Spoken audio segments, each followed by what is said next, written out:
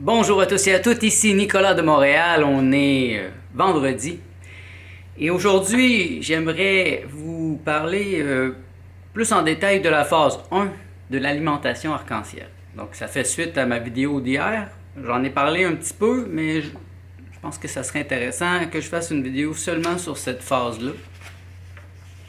Donc c'est ma compréhension de la phase. Pour ceux qui sont intrigués, en dessous, j'ai un document que j'appelle mon plan de nutrition 2020. C'est gratuit, il est en PDF, vous pouvez le télécharger pour comprendre mieux de quoi je suis en train de parler. Comme ça, je n'ai pas besoin de refaire de zéro. Donc, pourquoi je choisis la phase 1 de l'alimentation arc-en-ciel? Je pourrais manger n'importe quoi. Il y a tellement de plans aujourd'hui, des plans de ci, des plans de ça.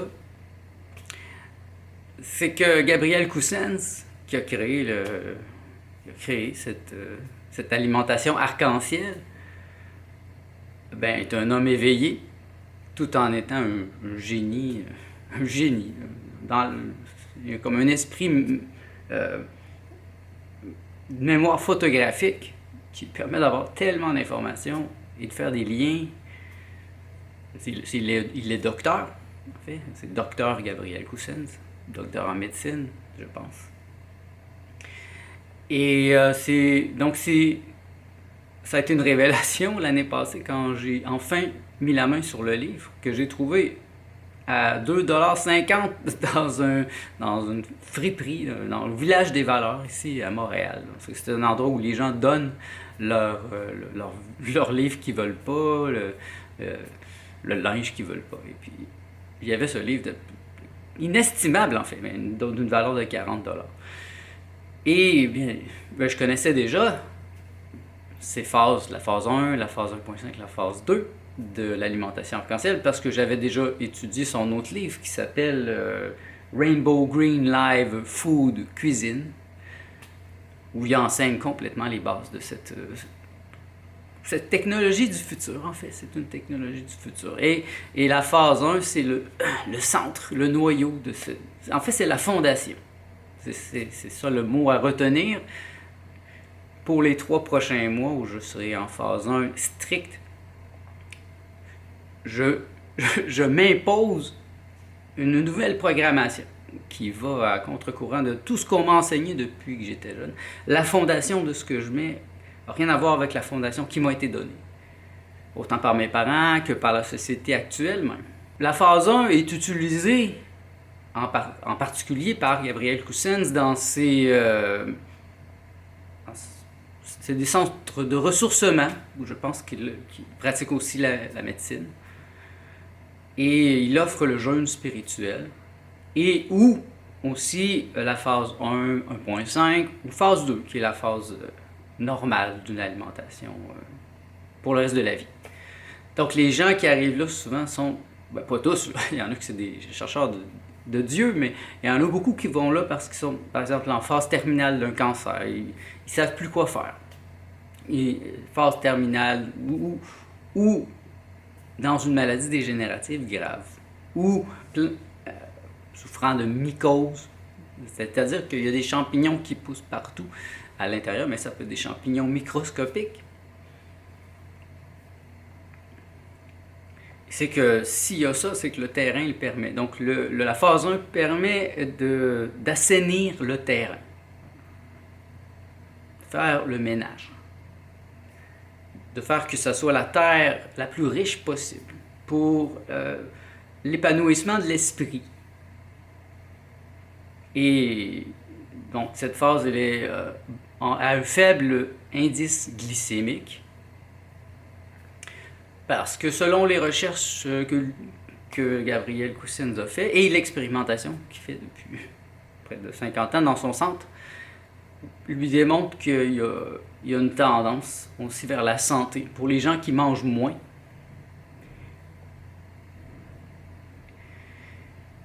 Parce que la restriction calorique, elle amène le corps à être plus fort, plus vivant. Parce que ça ressemble, à mon avis, beaucoup plus à ce que notre corps d'être humain a subi sur la Terre depuis ses débuts. Même si on était transporté ici par des vagues d'autres races plus avancées que nous, il y a eu des moments, c'est évident, où on a vécu directement dans la Terre, de la Terre, sans électricité, sans technologie. Et on a dû... Je pense que le corps s'est adapté. Mais il est temps de revenir à une sagesse. Une sagesse qui était peut-être pas possible. Il y a... Être vegan au Québec, il y a à peu près 300 ans, ça devait être vraiment difficile. Et peut-être même dangereux. Avec 6 mois d'hiver, quand on vit dans un tipi, je pense pas qu'on a de la place pour des conserves, beaucoup. Par contre, la viande se conserve bien une fois qu'elle est séchée. Puis on peut chasser tout l'hiver. Mais non, je ne ferai pas l'apologie du carnivorisme. Au contraire, non, je veux focuser sur la phase 1 qui est un faible taux, faible indice glycémique. Donc, ça nous amène pratiquement dans un régime keto. En anglais, on dit keto. En français, c'est la cétose, donc un régime cétogène. C'est pas le but précis de ce que je suis en train de faire, mais par la force des choses, ben, j'entre en cétose. Ce matin, quand je vais aller aux toilettes, il y a une senteur très forte dans mon urine. C'est la cétose qui se met en branle. Et après, le corps se stabilise. Parce que depuis le 1er janvier, j'ai coupé le sucre. J'étais déjà à presque rien. Mais là, je suis à presque rien, disons. Le seul sucre qui est possible, ben, il y aurait la stevia. Apprendre à découvrir la stevia. Et racine de yacon, que je n'ai pas encore trouvé, mais je vais le tester. Donc, ce seront 2 édulcorants possibles. Mais à part de ça, c'est un régime extrêmement bas en sucre. Et la fondation est dans la verdure. Beaucoup de verdure, beaucoup de légumes. Vivants, frais. Pour rajeunir le corps, ouais, le rénover, le nourrir vraiment. Parce que si vous faites toujours cuire votre nourriture, bien, bon, d'une part, il y a une grande partie, sinon la majorité, des nutriments, des enzymes qui sont détruits dans le processus. Donc, c'est peut-être bon au goût, c'est peut être super délicieux, mais la nutrition est extrêmement faible, donc vous mangez du vent. Si je me mets au niveau du corps. Donc, c'est pour ça qu'il peut y avoir présentement sur la Terre, aux États-Unis en particulier, des gens obèses, mais totalement mal nourris, en état de malnutrition. C'est-à-dire qu'ils ont beaucoup de gras, ils ont beaucoup de certaines choses, mais ils manquent de l'essentiel. Parce que la nourriture qu'ils mangent, la nourriture industrielle, a tendance au contraire à venir chercher à enlever des choses de notre corps. Par exemple, si je mange une nourriture cuite, il n'y a plus d'enzymes. Mon corps fournit les enzymes pour processer ça, pour que mon corps soit capable de s'en nourrir. Alors que si je mange cru, il y a toutes les enzymes, je n'ai pas besoin d'en ajouter. Donc c'est en anglais je dirais burden, c'est un poids de moins pour mon corps, un travail de moins à faire pour mon corps. Donc, et ça c'est exponentiel. C'est tellement plus facile de digérer de la salade, de la verdure, qu'un steak, c'est évident. Si je mange un gros plat de salade, j'aurai pas le goût de dormir. Si je mange l'équivalent en un steak, je vais avoir besoin d'une sieste. Et la phase 1 est... Moi, je la rends encore plus intéressante, en fait, c'est la base de la pratique intégrale.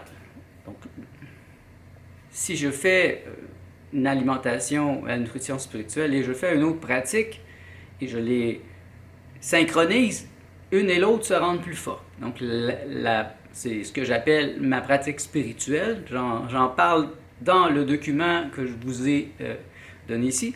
Puisque ce n'est pas le sujet de cette vidéo, je vous laisse découvrir et j'en reparlerai probablement. Donc, je reviens à la phase 1. Et il y a aussi les noix.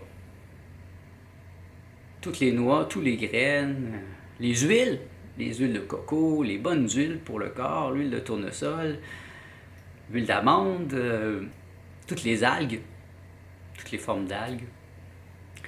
Dans les algues, il y a plein de nutriments qu'on n'est pas habitué d'avoir. Ici, en tout cas, en particulier, parce que dans les pays d'Asie, ils consomment beaucoup plus d'algues. Ça fait partie de leur culture. Donc, moi, je trouve ça intéressant de découvrir les algues. Je n'avais jamais mangé d'algues de ma vie. Et peu à peu, j'intègre ça parcimonieusement dans ma vie, au bon endroit, parce que ça goûte fort. Ça goûte quand même... ça goûte fort. Et il y aurait... bon, les édulcorants, j'en ai parlé. Seulement la stevia, seulement le sirop de racine de yacon. Je pense que la stevia n'est pas reconnue par le corps comme du sucre, donc ça ne crée pas un pic. Un des avantages que moi j'ai découvert par l'expérience de la phase 1, c'est une énergie qui est stable. Au lieu de me lever le matin, de prendre des céréales sucrées ou de prendre un gros café puis faire un gros saut dans l'énergie, puis après ça, redescendre, être obligé de reprendre un café, manger des excitants, redescendre. Vers la phase 1, puisque c'est bon en sucre, il n'y a jamais un pic. C'est comme stable. Je trouve que c'est un très grand avantage au niveau du travail, de la méditation, de la concentration, tout simplement. J'ai une concentration beaucoup plus claire. Je repense à ces moments l'année passée où j'étais dans cette phase, et c'était des bons moments. Au début, c'est un peu difficile. Si vous l'essayez, vous allez voir. Mais si vous persévérez, après 20 jours, ça devient comme facile.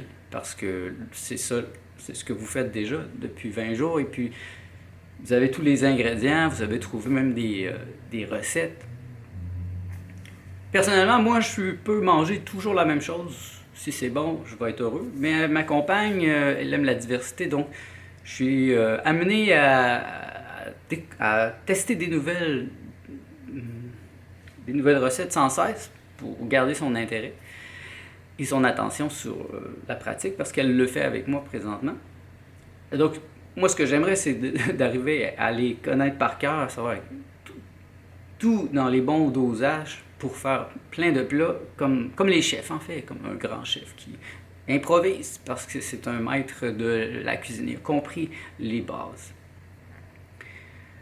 Alors moi, la phase 1, je la suggère, même si je ne suis pas malade. Tantôt, je parlais que ça sert à des gens, primordialement des gens qui ont une forte mycotoxique, je pense, ou sinon qui ont des maladies dégénératives graves. Donc, se redonner une fondation, ça aide le corps à premièrement retrouver son équilibre et à avoir enfin de la force. C'est comme si vous donniez enfin de l'énergie, de l'eau à votre corps, alors que vous le meurtrissez, l'affamez depuis des années, en fait. Même si vous avez mangé, la qualité de la phase 1, c'est d'amener une nutrition optimale, potentiellement forte de la base. Un peu comme au gym, en fait. Quand on commence au gym, il y a des exercices de base, ça donne rien de faire juste un exercice pour faire grossir mon biceps, si j'ai même pas de triceps encore, puis j'ai rien d'autre autour. Au début, il faut faire la base. Et la fondation de la phase 1, et je pense que c'est une fondation qui devrait être enseignée dans les écoles, dès l'enfance, pour que ça devienne une habitude, et qu'on mange bien sur la terre, et qu'on soit en santé. On pourrait vivre 500 ans, 1000 ans, 3000 ans, je suis sûr, sans problème. Mais il y a sur la Terre présentement des gens qui ont cette technologie et qui la cachent à la majorité des êtres humains pour garder leur pouvoir. Alors on est tenu dans l'ignorance. Et ça prend une énergie complètement démentielle pour cesser d'être un ignorant. La phase 1, je l'aime parce que je me sens plus clair dans ma pensée. Moi, la pensée est importante. La philosophie, je suis philosophe dans le sens que je suis un amoureux de la philosophie, un amoureux de la sagesse. Philosophia, non, philos, ami, amant, et sophia qui veut dire sagesse, amour de la sagesse. Et jamais dans toutes mes études, j'avais rencontré un homme qui est en même temps un être illuminé et un docteur, un génie dans son domaine, qui est la nutrition, la santé. La majorité des gens que j'ai vus, en fait, je n'ai jamais rencontré comme lui avant. Tous les autres, c'est toujours trop physique. Il y a rarement, ou c'est trop spirituel. Il y a beaucoup de maîtres spirituels qui sont comme faibles physiquement. Ils sont dans un autre état, et le corps physique n'est pas si important dans le sens où ça peut l'être, par exemple, pour Gabriel Coussens. Donc, on peut voir un maître le plus élevé qui soit mourir du cancer. Simplement que son corps physique ne résistait pas très bien aux énergies tellement fortes dans lesquelles il était dans son état arrivé, son état de liberté. Ça a la possibilité d'être très intéressant. Dans le livre Rainbow Green Live Food Cuisine, il y a toute une section de recettes et c'est indiqué si c'est la phase 1, la phase 1.5 et la phase 2. Donc, c'est facile de naviguer parce que dans son livre, il y a plein de recettes. Et je propose un autre livre que j'ai trouvé de gens qui travaillent avec lui, qui ont fait un livre complet juste des recettes. Encore là, c'est toujours marqué phase 1, phase 1.5. Fait que c'est très facile de savoir. Par exemple, là, je suis en phase 1, donc je passe à travers le livre très rapidement et j'arrête juste à la phase 1. Ça ne me donne rien d'aller voir les autres. J'en mangerai pas avant 5 mois. Donc, forget it. Je suis mieux d'oublier ça. Et de me concentrer sur ma fondation. Et je compte ainsi, à chaque année, un certain temps, quand 3 mois, ça va être facile, je ferai 6 mois. Et après ça, je pourrais faire 1 an. Mais à ce moment-là, je serais plutôt dans la phase 2, mais j'aurais une fondation dans la phase 1. Donc, naturellement, je graviterais vers tous ces produits qui sont dans la phase 1, donc qui sont qui ont plus de nutriments. Et si j'ai encore faim, là, je pourrais manger des fruits sucrés, des légumes, d'autres sortes certains édulcorants, des dattes, des choses très plus sucrées, mais je vais avoir plus de modération. Parce que j'avoue que je suis très gourmand et si je commence à manger du sucre, le sucre c'est une drogue, c'est comme un café, c'est comme 50 cafés. Donc, ça donne de l'énergie. Et la phase 1, pour moi aussi, est idéale pour rentrer dans le jeûne. Un jeûne hydrique, un jeûne à l'eau, long. Parce que c'est déjà très ascétique, d'une part. Donc, manger cru, 100%, de certains produits en particulier. Bas en sucre, ne plus avoir de sucre. Ça amène un état de calme, de paix. Quand vous allez l'essayer et quand vous allez avoir les effets sur votre corps, les effets physiques, et après ça, mental, spirituel, éthrique, à tous les niveaux, en fait, vous allez mieux comprendre. Parce que c'est physique. Il y a quelque chose de vraiment... Quand il dit qu'on peut devenir un super conducteur du divin, eh bien, il y a un certain point où le corps, c'est automatique. Le mental n'est plus la partie qui domine tellement. Mon mental est extrêmement dominant, il domine tellement souvent que ça m'empêche d'être. Et c'est l'alimentation, la phase 1, et après ça, le jeûne à l'eau, délie le corps, le guérit en profondeur, et laisse l'esprit calme, tellement calme. Tout devient au ralenti, même marcher devient, après 30 jours, marcher devient un effort presque insurmontable. Mais en même temps, l'esprit, la pensée se délie. Il est plus présent parce que, en bougeant moins, je reste plus centré. Mon corps, quand je suis à la fin d'un jeûne de 40 jours, ou 30, à l'eau, et comme l'année passée, j'ai une phase la phase 1, juste avant, ça entre tout doucement dans cet état, et à la fin, je n'ai presque plus besoin de dormir. Mon corps me réveille la nuit, me demande de venir m'asseoir en lotus dans le salon, et là je médite. Le dos droit, c'est facile. Ça demande moins d'énergie de méditer comme ça que de dormir. Alors je me dis, waouh, ça c'est intéressant. Ça m'arrive à ces moments-là. Donc je pourrais faire que ça m'arrive toujours, à tous les jours. Je pourrais rendre ça exponentiel. Je pense que pour moi, l'aspect du corps est très important. Comme si je veux que ça soit facile, il faut que mon corps soit dans l'état parfait.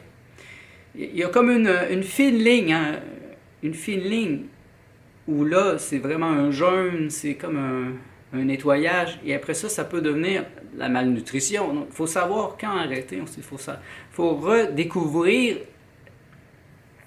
le goût, sentir qu'on a réellement faim. Ça, c'est pas évident. Vous pensez peut-être que vous avez faim quand vous avez mal au ventre, quand vous vous sentez mal, mais ça, c'est pas du tout la faim. C'est ce qu'on nous a enseigné, mais... En tout cas, c'est ce qu'on m'a enseigné. Mais non. Ça, c'est l'acidose. Donc ça, c'est... Le matin, par exemple, vous vous réveillez, ça fait longtemps que vous n'avez pas mangé, donc votre corps se dit « Yeah! On commence la détox! » Alors, il commence la détox, mais la détox, c'est qu'il fait sortir les toxines, les métaux lourds, tout ce qui n'a pas d'affaires dans votre corps, il les fait sortir dans le sang pour le faire sortir à l'autre bout. Et donc, c'est pour ça que vous vous sentez mal. C'est pas parce que vous avez faim, c'est parce que votre corps commence à se nettoyer de toute la merde que vous avez mis dans votre corps. Et même pas nécessairement juste vous, parce que vous... moi, par exemple, je demeure au 29e étage au centre-ville de Montréal. Donc, de la pollution, il y en a dessus. Il y en a, c'est sûr. Donc, faire ce jeûne, ben, ça fait sortir ça. Et ce que je voulais dire, en fait, c'est la faim, la vraie faim, elle est ici. Ou ici dans la gorge. Vous allez saliver et c'est de plaisir. Vous pensez à une pomme, vous pensez à un ingrédient que vous aimez, là vous commencez à avoir de la salive et puis vous vous préparez. Et ça, c'est la vraie faim. Et je me suis efforcé d'essayer de mieux la sentir. Surtout dans les derniers jeûnes que j'ai faits, je tentais de sentir à quel moment j'ai faim ou à quel moment c'est plus de la détox pour que savoir arriver à écouter mon corps. À l'entendre tout au moins. L'écouter, je pourrais décider de faire quelque chose d'autre parce que mon esprit a un autre point de vue, mais entendre au moins, entendre mon corps, l'entendre me dire des choses, c'est important. Ça va me... Et si on développait ça, je pense qu'on pourra bientôt, si on développe ça, je crois qu'on pourra bientôt vivre beaucoup plus longtemps. Redevenir des millénaires, ça sera facile. Avec la bonne éducation, la bonne alimentation, un apprentissage de la pensée, de la sagesse, de la réflexion, je pense que c'est possible. C'est possible. Et il suffit que je décide de le faire pour de vrai. Peut-être que dans quelques années, nous serons des millions à le faire, ou des milliers. Peu importe. L'important, c'est qu'il y ait un momentum et l'idée aussi d'un champ morphogénétique. Donc, plus on est à le faire, plus c'est facile. Parce qu'on est tous connectés d'une certaine manière non linéaire. Vous remarquez que je n'ai pas préparé quelque chose pour cette vidéo, donc c'est plus une circonambulation dans mes idées qu'un plan précis. De toute façon, le plan de nutrition spirituelle est une circonambulation, dans le sens de Carl Gustav Jung. Ça tourne autour du centre, ça revient, ça se dirige d'un pas certain vers le centre, qui est mon être. Donc je pourrais dire que c'est un plan étrique pour 2020, mais il faudrait que je parle de plein d'autres sujets métaphysiques qui sont assez complexes et que je vais aborder de toute façon éventuellement. Peut-être que dans quelques années, ça sera mon plan intrique 2030.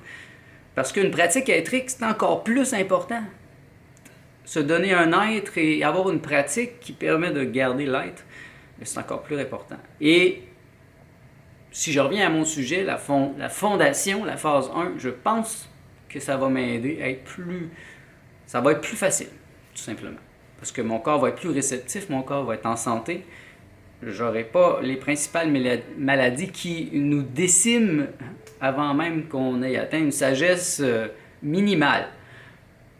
Je pense que si on peut arriver à vivre plus que 100 ans, minimum, on a une grande sagesse déjà. Imaginez si on pouvait vivre 1000 ans. Et il y en a sur notre Terre, ou dans la Terre, ou dans la Lune, dans Mars, dans n'importe quelle planète où il y a d'autres races plus avancées. Bien, ça se fait déjà. Ils rient de nous comme on est des hommes des cavernes qui mangeons tout croche, qui vivent même pas 100 ans en général, en général même 70 ans, alors qu'eux peuvent vivre 1000 ans, 2000 ans, 5000 ans. Après, quand tu es rendu à 5000 ans, c'est quoi la différence entre 5000 ans et 20 000 ans? C'est sur une autre échelle, une autre vibration. Et c'est pour ça que j'ai tendance à dire que c'est une technologie du futur. La nutrition spirituelle, proposée par Gabriel Coussens, est une technologie du futur. En fait, c'est ici maintenant le futur. Pour moi. Mais pour la majorité des êtres humains qui sont encore comme des moutons, qui se laissent tondre la laine sur le dos, eh bien, c'est pas nécessairement le cas. Mais je pense qu'aujourd'hui, tout est possible avec la connexion qu'on peut avoir avec l'Internet. Il y a comme des connexions plus faciles avec les gens qui nous ressemblent le plus. Si je vivais il y a 200 ans, au moins, ou 400 ans, je serais bien esselé à penser ainsi. Et c'est malheureusement l'histoire de beaucoup des plus grands philosophes, des super génies, mais qui n'étaient pas compris. Ils étaient trop intelligents. Et Gabriel Coussens est un de ces hommes flamboyants d'intelligence qui nous propose un nouveau paradigme. Et moi, c'est ce que je voulais. Donc la phase 1 est une phase douce, mais exigeante. C'est très exigeant, parce que la quantité de choses qu'on peut manger est très restreinte, mais dans les limites, on peut s'y limiter. C'est un moment pour moi d'aller dans l'extrême de mes connaissances culinaires pour faire de la cuisine, ou de la crusine. Incroyable. Je pense que je veux apprendre les principes.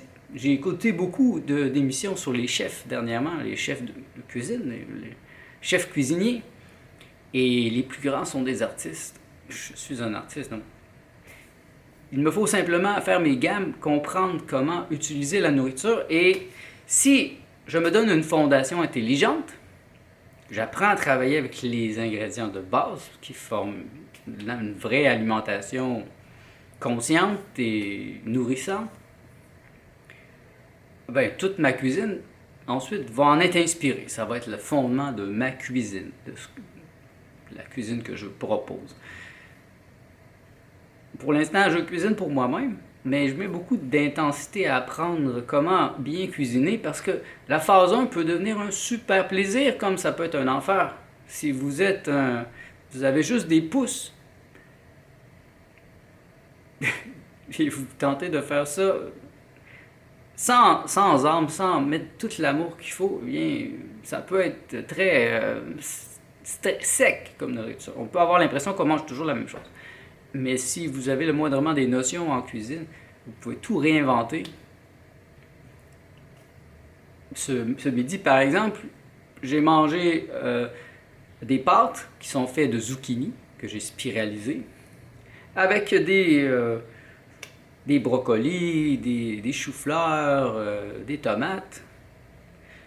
Et j'ai fait une petite sauce à l'avocat, avec un peu de lime, un peu de sel.